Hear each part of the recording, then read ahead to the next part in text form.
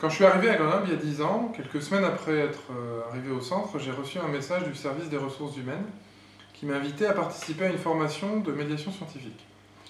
Alors, j'ai reçu le mail plusieurs fois, que par ailleurs je ne connaissais pas l'INRIA, je venais d'y arriver, et puis surtout que j'avais quand même eu des difficultés, enfin des expériences disons difficiles, voire douloureuses avec des membres de ma famille, des amis, des proches, à qui j'essayais d'expliquer les enjeux des sujets sur lesquels je travaillais, des raisons pour lesquelles il était encore utile en 2005 de faire de la recherche en mathématiques.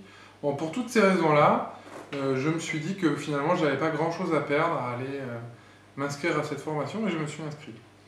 Et en fait, en arrivant à la formation, donc on était 6 ou 7 personnes de l'INRIA à être formées, j'ai été très surpris d'abord de constater qu'on était formé par quelqu'un d'extérieur, un professionnel en fait du sujet, qui avait l'habitude de s'adresser à des publics de scientifiques.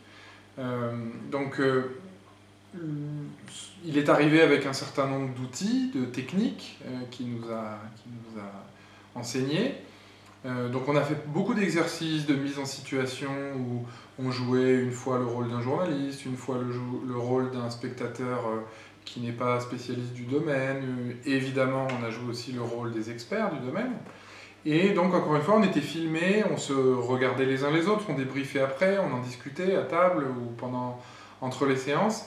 Et donc, d'abord, ça permet de découvrir les sujets de recherche des autres, parce que souvent, on a une connaissance très limitée, disons, des sujets de recherche des collègues. Donc ça permet de finalement mieux découvrir l'INRIA.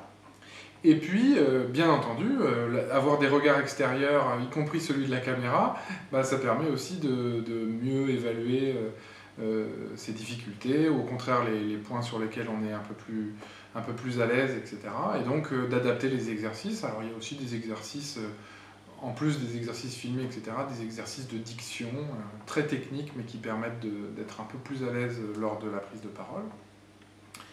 Et voilà, finalement, on apprend à avoir moins peur de faire un exposé devant un grand public, à anticiper des questions qui pourraient être un petit peu délicates, à savoir où est la légitimité du chercheur, est-ce que telle question je peux y répondre, telle autre je préfère pas le faire, etc. Voilà, on apprend à avoir moins peur, à finalement dédramatiser un peu cette situation. Et puis, encore une fois, voilà, moi j'ai passé du bon temps dans ces 2 jours, ça passait très très vite. Et donc aujourd'hui, 10 ans après, j'ai encore un certain nombre d'exercices que je fais régulièrement, pas tous les jours évidemment, mais que je fais régulièrement pour m'entraîner. Et puis surtout, j'ai gardé une relation assez particulière avec les gens avec lesquels j'ai fait cette formation. Je serais capable de les citer encore aujourd'hui, de dire avec qui j'ai travaillé. Et voilà, si j'avais un conseil à donner à des jeunes ou à des moins jeunes qui recevraient ce type de message des services de ressources humaines, eh bien, ce serait de vous dire de foncer à cette formation à la médiation scientifique.